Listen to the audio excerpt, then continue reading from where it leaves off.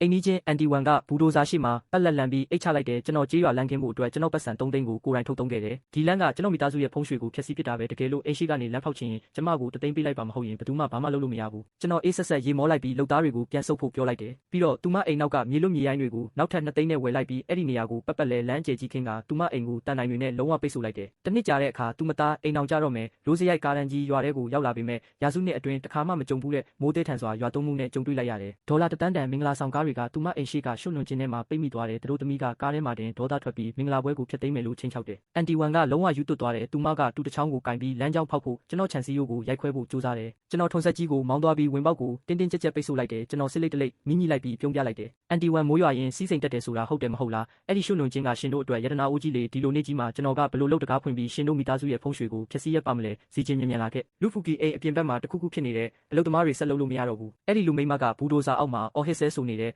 ်အဖိုးကြံဒီနာကိုတေချာကြည့်ထားပေးပါကျွန်တော်အရေးပေါ်အခြေအနေတခုဖြစ်နေတယ်သူတို့လူတက်နေကြပြီဒီမှာတရားမျှတမှုမရှိဘူးဖုံးရွှေရှင်တို့လူတက်နေကြတာပဲတာမန်လူတွေကိုဘူဒိုဇာနဲ့တိုက်တက်ဖို့ကြိုးစားနေတဲ့မစ္စတာလင်ကျွန်တော်တကယ်မမောင်းရဲပါဘူးကျွန်တော်မြေကြီးတွေတွန်းနေတော့ဒီဖွားကြီးကအယူတယောက်လိုအိမ်ထဲကနေပြေးထွက်လာပြီးစောင်းတစ်ထည်ကိုဖတ်ထားကဘူဒိုဇာလမ်းကြောင်းအောက်ကိုတွားဝင်လာတာပဲတကယ်လို့ကျွန်တော် break ကို10စက္ကန့်လောက်နောက်ကျပြီးနင်းမိရင်သူမဒီနေ့တည်သွားမှာပဲလောင်ကွေဝန်ရှင်ဒီမှာဘာလာလုပ်နေတာလဲစီချင်းကရွာသူရွာသားတွေအတွက်ဒီလမ်းကိုသူ့ပတ်စံနဲ့သူစိုက်ထုတ်ဖောက်ပေးနေတာလေဒါကနောင်လာနောက်သားတွေအတွက်ကုသိုလ်ကောင်းမှုတစ်ခုဖြစ်ပြီးလူတိုင်းကလည်းဒါကိုစောင့်မျှော်နေကြတာပဲရှင်ကဘာမို့လို့ဒီလိုလာရောက်နောက်ဆက်နေရတာလဲအခုချက်ချင်းထားလိုက်စမ်းပါတေးပါပြီးရွာသူကြီးကကျမကိုရိုက်တယ်ရွာသူကြီးကမိုးဆိုးမတယောက်နဲ့ကလေးတယောက်ကိုအနိုင်ကျင့်နေပြီကျမအားလုံးကိုပြောမယ်ဒီနေ့ကျမအိမ်ရှိမှာမြေကြီးတစ်လက်မတောင်ဘယ်သူမှရွှေ့လို့မရဘူးဒီလမ်းကိုဖောက်ချင်ရင်ကျမအလောင်းကိုအရင်နင်းကြေသွားမှရမယ်လောင်ကွေဝန်ကျိုးကြောင်းဆင်ကျင်လို့မရဘူးလားမိုးရွာတိုင်းရှင်တို့မိသားစုကအပြင်ထွက်ဖို့တောင်မိုးကဖက်နှက်တွေစီးနေရတာလေအခုစီချင်းကစေတနာနဲ့ကွန်ကရစ်လမ်းခင်းပေးနေတာပဲဒါပြီးသွားရင်ရှင်တို့ခြေထောက်တွေရွှွနဲ့ထိစရာတောင်လိုတော့မှာမဟုတ်ဘူးဒါကကောင်းတဲ့အရာမဟုတ်ဘူးလားအခုပဲထပ်လိုက်စမ်းပါရှက်စရာကောင်းအောင်မလုပ်ပါနဲ့တော့ရှင်တို့တွေဘာမှမသိဘူးလင်းစီချင်းကိုလူကောင်းလို့ထင်နေတာလားသူကစိတ်တမကောင်းဘူးသူကငါတို့လူမိသားစုကိုဖျက်ဆီးဖို့ကြိုးစားနေတာဒီလမ်းကိုကြည့်လိုက်အောင်ဒါကငါတို့အိမ်ရှိတကားကိုတက်ချိန်ထားတာလေဒါကအရင်တုန်းကကျင်းတွေနဲ့ပြည့်နေတဲ့မြေလမ်းပဲမိုးရွာတိုင်းရေတွေကဒီမှာလာစုတယ်ဘေဒင်ဆရာကဒါကိုယေစုယတနာလို့ခေါ်တယ်ဒါကငါတို့လူမိသားစုကိုစီးစိမ်ဥစ္စာတွေယူဆောင်လာပြီးတဲ့ယတနာအိုးကြီးလေဒါပေမဲ့စိတ်တမကောင်းတဲ့လင်းစီချင်းကဒီနေရာကိုဖိုးပစ်ဖို့တောင်းဆိုနေတာပဲကွန်ကရစ်လမ်းခင်းပြီးမြင့်သွားရင်ရေတွေလာစုတော့မှာမဟုတ်ဘူး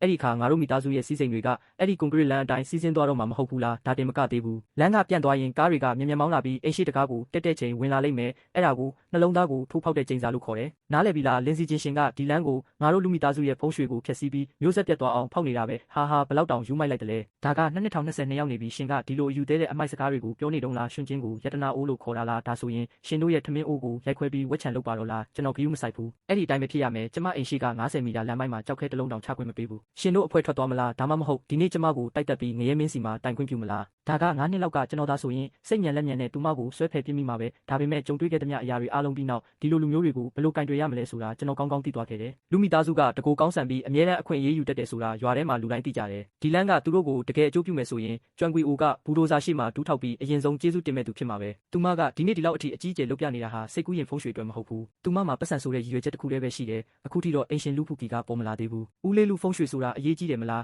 အန်တီကွီဝန်တယောက်တည်းဒီလိုဆုံးဖြတ်ချက်ချနိုင်မယ်လို့ကျွန်တော်မထင်ဘူးဦးလေးကတကားအကြောင်းကနေကြည်နေတာကြပြီလေဦးလေးပိုက်တန်တစ်ခုတောင်နှစ်ခုလောက်စုပ်ပြီးပြီဘာလဲဘူဒိုဇာကသူမခြေထောက်ကိုတကယ်တိုင်းမိမှပဲအပြင်ထွက်လာဖို့စောင့်နေတာလားအိုဘာဖြစ်နေတာလဲကွီအိုရှင်ဘာလို့ရေထဲမှာလှဲနေတာလဲမြန်မြန်ထားလိုက်ပါလူဖူကီကနောက်ွယ်ကနေကျိုးကင်နေပြီးကျွံကွီအိုကရှေ့ကနေယူပြနေတာဆိုတာရွာထဲကလူတိုင်းသိကြတယ်အခွင့်အရေးယူဖို့ကြံစီတဲ့အကွက်တိုင်းကသူ့စီကပဲလာတာလေအတုံးမကျတဲ့မိန်းမဒီလောက်နဲ့ပဲရက်လိုက်တော့ရွာအတွက်လမ်းဖောက်တာကုသိုလ်တစ်ခုပါဘာလို့အနှောက်ယှက်ပေးနေတာလဲအခုချက်ချင်းအိမ်ပြန်တော့အိုကျမဒီလိုတော့မနေနိုင်တော့ဘူးကျမမပြန်ဘူးဒီလမ်းကငါတို့အိမ်ရှိကဖြတ်သွားရင်ငါတို့မျိုးဆက်ပြတ်သွားလိမ့်မယ်လူဖူကီရှင်ကကြောက်တက်လိုက်တာရှင်လင်းစီချင်းကိုပတ်စံရှိလို့ကြောက်နေတာဆိုရင်ရှင်တယောက်တည်းအိမ်ပြန်လိုက်တော့ဒီနေ့ဘူဒိုဇာနဲ့တိုက်တက်မလားဒါမှမဟုတ်ဘယ်သူမှဒီမြေကိုလာမထိနဲ့စီချင်းဒီကိစ္စကိုကြည့်လိုက်ဦးရှင်ပတ်စံတွေအများကြီးရှာနိုင်ပြီးရွာအတွက်ပြန်ပေးဆက်ချင်နေတာပဲကျွန်တော်ရင်ထဲကနေပြောရရင်ရှင်အတွက်ဝမ်းသာပါတယ်ရှင်ကကလေးကောင်းလေးပါရှင်ကြီးပြင်းလာတာကိုကျွန်တော်ကြည့်ခဲ့ရပြီးရှင်ကဖြောက်မှတ်ပြီးစေတနာကောင်းတယ်ဆိုတာသိပါတယ်ဒါပေမဲ့ရှင်တို့အန်ဒီအကြောင်းသိတယ်မဟုတ်လားသူမကပညာမတတ်တယ်လို့ခေါင်းလဲမာတယ်သူမမှာနှလုံးယောဂနဲ့သွေးတိုးယောဂလည်းရှိတယ်အပိုဆောင်အနေနဲ့လွန်ခဲ့တဲ့နှစ်အနည်းငယ်ကဘေးဒင်ဆရာကငါတို့မြေမှာဖုံးရွှေကောင်းတယ်လို့ပြောခဲ့တာတကယ်ပဲအခုသူမကအဲ့ဒီအယူဆမှာဆွဲလန်းပြီးရှင်လန်းကငါတို့ရဲ့ငွေကြီးလမ်းကြောင်းကိုပိတ်ဆို့ပြီးဖုံးရွှေကိုဖျက်ဆီးလိုက်မယ်လို့ထင်နေတာလေစီချင်းကျွန်တော်ရင်ထဲကစကားကိုပြောပြရစီရှင်မှာပတ်စံရှိတာအမှန်ပါပဲဒါပေမဲ့ဘူဒိုဇာနဲ့တကယ်တိုက်မိပြီးတယောက်ယောက်တည်သွားရင်ငါတို့အားလုံးကရွာသူရွာသားချင်းတွေပဲလူတည်မှုကလူတိုင်းအတွက်အလွန်ကြီးရဆိုးပါလိမ့်မယ်အဖိုးကြီးကကျွန်တော်ကိုချုံမော့ပြီးမှကိုကျင့်တရားနဲ့ဥပဒေကြောင်းအရချင်းချောက်ဖို့ကြိုးစားနေတယ်ဦးလေးလူရှင်ဘာကိုဆိုလိုတာလဲဒီလမ်းကိုဦးလေးတို့ရဲ့90မီတာလမ်းပိုင်းမှာပဲရက်တက်ရမယ်လို့ပြောချင်တာလားနောက်ပြီးဒီမြေကရွာပိုင်းမြေလေးမဟုတ်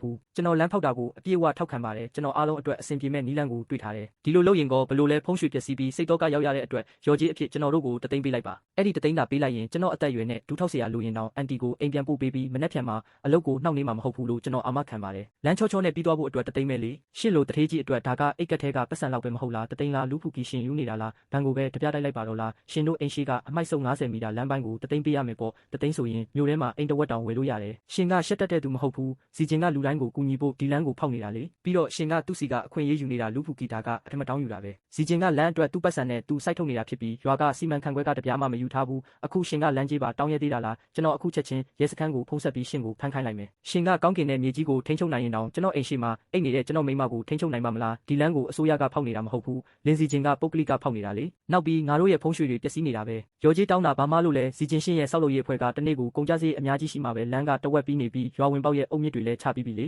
ရှင်တဝက်လောက်နဲ့ရက်လိုက်လို့ရပါမလားစဉ်းစားကြည့်ပါဦးငင်းချမ်းစွာဖြည့်ရှင်းဖို့တသိန်းသုံးမလားဒါမှမဟုတ်ငါတို့အားလုံးဒီမှာတင်အချိန်ဆွဲပြီးနေကြမလားကျွန်တော်ကအလင်းမလိုပါဘူးကျွန်တော်မိသားစုကဆင်းရဲတယ်ဖက်နှက်မစည်းတဲ့သူကဖက်နှက်စည်းတဲ့သူကိုမကြောက်ဘူးသူကဒီစီမံကိန်းရဲ့အားနည်းချက်ကိုသိသွားလို့ပဲဒီလောက်အထိဒိုင်းဆိုင်တဲ့ဈေးနှုန်းကိုတောင်းဆိုရတာလူမိသားစုအိမ်ကလမ်းချင်းလေးရဲ့အဓိကနေရာမှာတည်ရှိနေတယ်သူတို့သာပိတ်ဆို့လိုက်ရင်ကုန်သွားတဲ့ပတ်စံတွေအလကားဖြစ်သွားပြီးရွာနောက်ကတတိတွေကိုလည်းတင်ပို့လို့မရတော့ဘူးသူကတော့အများအတွက်ဆိုပြီးကျွန်တော်တီးခံပြီးပေးလိုက်မယ်လို့ထင်နေတာစီချင်းဒီဖိုးကြီးကရှင့်ကိုမျက်စိကျနေတာတသိန်းဆိုတာတကယ်ကိုများလွန်းတယ်သူနဲ့ကျွန်တော်ပြောပေးမယ်3000ဒါမှမဟုတ်9000အောင်ပေးလိုက်ပါမကြောင်ကစားရင်ရှုံးသွားတဲ့ပတ်စံလိုပဲသဘောထားပြီးဒီဘေးအန္တရာယ်ကိုဖယ်ရှားလိုက်ပါ3000ဒါမှမဟုတ်9000ပေးရမှာလားဟာဦးလေးလူတသိန်းဆိုတာကျွန်တော်အတွက်တော့မများပါဘူးဒါပေမဲ့လင်းစီချင်းဆိုတဲ့ကျွန်တော်မှရှိတဲ့ဒေါ်လာတိုင်းကကျွန်တော်အကူကခြံထဲမှာချွေးနဲ့တွင်းနဲ့ရင်းပြီးရလာတဲ့ပတ်စံတွေပါရွာအတွက်လမ်းဖောက်ဖို့ပတ်စံတွေအများကြီးသုံးနိုင်ပါတယ်အထီးကျန်နေတဲ့တက်ကြီးရွယ်ဦးတွေအတွက်ဆန်တဲ့စီတွေကိုလည်းကျွန်တော်ဝယ်ပေးနိုင်ပါတယ်ဘာလို့လဲဆိုတော့ကျွန်တော်လုပ်ချင်လို့ပါဒါပေမဲ့တယောက်ယောက်ကကျွန်တော်လေပင်ကိုဓာတ်နဲ့ထောက်ပြီးကျွန်တော်ကိုအခွင့်အရေးယူဖို့စူးစမ်းရင်တော့တသိန်းမပြောနဲ့လမ်းမဘေးကပုတ်အပ်နေတဲ့ရေမြောင်းထဲမှာပတ်စံတွေကိုအကျွေးစေးပြောင်းပြီးပြစ်လိုက်ရင်တော့အဲ့ဒီအတန်လေးကိုကြားရတာကရှင်တို့လိုလူမိုက်တွေကိုတပြားမှပေးလိုက်ရတာထက်ပိုတန်ပါတယ်ဝမ်အားလုံးကိုရက်ခိုင်းလိုက်ပါ